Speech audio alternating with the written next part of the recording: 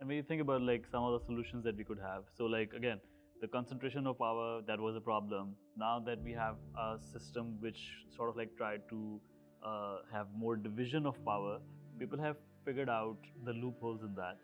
What do you think, like what could be the way out, and is there any sort of like governance system that you think that by end of this century or like in near future that could fit better the way we live? Because like again, if we think about like by end of this century we may be living alongside robots, because like AI is going to get sentient probably sooner than we assume. And so when you think about like all this transformation ahead of us, where do you think this democracy is going to fit into our life? I'm not sure what AI sentience looks like. I don't think it will be sentience like us. I think it, in some ways, you could say AI will never be sentient, but it doesn't matter because it will look and feel and taste sentient. We will not be able to distinguish between AI appearance of sentience and any other. So, I mean, I assume you have sentience. I give you that theory of mind I'm projecting, and I'm saying, okay, you also think like I think, and you have thoughts, but I'm not inside your head, so I don't actually know it. That's in a sense projection, and AI will be exactly the same. So if and when we want to say AI is sentient, that will just mean that it's very, very good at mimicking us, and our theory of mind will be kind of projected onto them. Now, where do we go from there? I mean, what kind of society do we live in? We're already living alongside AI. We're already, in so many ways, dependent on AI. And, I know that, Elon Musk has said this could be catastrophically bad. He's also said that he thinks the odds are it won't be. The odds are it will be good, but there are pathways which are not good. And I think that's true. There are pathways where this could be really bad. But I remember a book by Frank Webster written in mid-90s, where he basically poured cold water on all of the kind of hyperbolic forecasting about information society and information economies, basically saying, no, none of this stuff is really, so Daniel Bell wrote a book in the 70s that the information economy is going to radically change us. We're going to be a post-manufacturing world. And Frank Webster said, no, we're not. We're just as dependent on manufacturing as we ever were. It's just we're not doing it anymore. Now we let China and India and Indonesia do the manufacturing, but we in the West are just as dependent. Our capitalism depends as much on manufacturing as it ever did, just we don't do it. So that's a big shift. Now, I think that is still going to be the case, that an awful lot of the things that we see that are different won't be as different as we think. There is a kind of an industry that is geared around making it look different, like making it a hyperbolic, radical revolution. But when it comes right down to it, there are many areas where I think AI will be extremely beneficial, right? AI could be exactly the kind of democratizing tool that offsets some of the global inequalities that we see now. Right. I went to a PhD, I did my PhD in the UK. I benefited from a one-on-one relationship with a supervisor that lasted several years. That man read every word I wrote. He gave me detailed feedback. Now, as we scale up, it's no longer possible to have that kind of PhD relationship. But AI can fill that role, right? So I now use AI, I teach my students to use AI, not to write their essays for them, but to fill in that gap of your critical friend who will read your work and say, this doesn't make sense, this doesn't make sense. And that's something that we in British universities enjoyed for a very long time. And Pakistani universities have not had that benefit because the scale was just too big. And working in not a native English, not a native language. If I had to do a PhD in Urdu, I'd be in trouble. I would need an AI tool to help me. Or I would need a very good supervisor who could go through line by line and help me improve my Urdu enough that I could do it. So AI could be a real democratizer. It could also be just a kind of reproducer of all the racism and sexism and classism that we see in society today. Yeah. Right? Black. That's primarily because like the data that we feed into it, so it trains on the basis of that. And the data that we are already feeding them, it might be like already, filled with prejudice. Oh, we've already seen it, right? We've already seen it, right? We've already seen that AI reproduces so much of the bias against African Americans in terms of mortgages and bank loans because it goes by things like postcode, right? It uses postcode as a proxy for other things. Well, what we know about postcode, what we know about so many of these so-called proxies which are meant to be objective, they actually are implicitly bringing in sexist and racist assumptions about the world in through the back door. So we can hold our hand up and say, no, it's computer says yes or no on objective criteria, but if those objective criteria are themselves a consequence of entrenched discrimination, structural inequalities, then we are reproducing it. And that can be addressed, but with machine learning, one of the problems is we don't know how the machine is doing it anymore. We can't easily unpack the algorithms that the machine has produced because it's not a simple algorithm.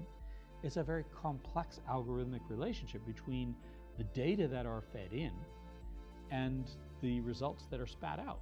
And it's great, it's wonderful, it's exciting. If you're in the fields of AI, it's incredibly, vibrant and dynamic.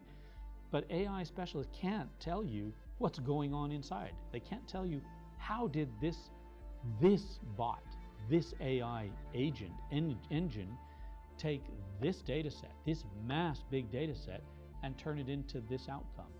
And curiously, why do the same populations that have always kind of benefited continue to benefit? It also reminds me of Malcolm Gladwell's Talking to Strangers, and where he talked about, a judicial system, if it's based on AI, it is, less likely to make biased decisions. Possibly, it could be. But one of the things we've seen is that judges themselves do, of course, make biased decisions. But what are we basing our decisions? So things like issuing bail, right? Yeah. So this is something that has been experimented with. Whether or not you issue bail to a defendant is based on age and is based on prior convictions, right? Well, we know age. Okay, let's say that is an objective independent thing that's not based on race or sex or class. All people get old, all people are young. So age, if you're younger, you are less likely to have the computer say you should be given bail because younger people are more likely to go out and cause trouble. Old people actually don't cause a lot of trouble, right? 60-year-old, it's probably, if they get arrested for something, they're probably going to be okay. Prior conviction rate, that is something that has been used for determining whether or not someone gets bail. The problem with that is when you have grotesquely different rates of being arrested based on your race. African American men, many times more likely to be arrested for fairly minor infractions than white men, then you're not dealing with something that is race blind, right? So when I was 19 years old, I was riding a motorcycle, I didn't have insurance, I didn't have a license to drive a motorcycle. I was stopped by the police in Texas, and the policeman said, "Oh, son, it's not good, it's dangerous. He wrote me a little warning ticket, and he let me drive on. He didn't stop me. Now, would I have had that same experience had I been African American? I don't know, because I'm not African American. I can't run that kind of that blind experiment, but the statistics would suggest no. The statistics would suggest that if I were you, if I was a Muslim man, a Pakistani, I might not have had such an easy time. And so we know we're dealing with that as a context. The AI, if it's using that simple proxy, and that seems to be, accounting for kind of vast majority of the decisions, age and prior conviction rate, well, you're going to have a disproportionate impact on people of color. Now, there's, I can't remember his name, but there was a study that asked people to randomly decide whether someone should get bail or let the computer do it, and they came out about the same. Right. So there's not a huge difference there. It turns out that, yes, computers get it right maybe about 65, 66% of the time, and random people get it right about 66, 67% of the time. So there's no evidence that this is reducing the bias yet, but you could see where, this is my dream, is that it will reduce the bias, because in an ideal world, a computer would be able to look at that and say, oh, there's something wrong here. Because computer wouldn't have those biases as well. So for example, like when you were stopped at 19, probably you would also remind that sergeant about his own son, and he would just let you go. But in case of computers, for example, they don't have those biases as, I mean, they may have, like we discussed, but maybe like in near future, if that improves, so the likelihood of that percentage from 60 to 65%, it may improve. Well, I mean, one of the problems with that, of course, is the bias exists even if they don't identify with me personally. So a black police officer in the States is just as prone to overestimate the age of black teenage boys as a white police officer, and underestimate the age of white teenage boys. And when you do that, of course, you see a 14-year-old and you think that 14-year-old is 20, that's more threatening. 20-year-olds are more threatening than 14-year-olds. So you see a 14-year-old black boy, and both black officers and white officers, this is not my area of expertise, but by reports, they both overestimate the age.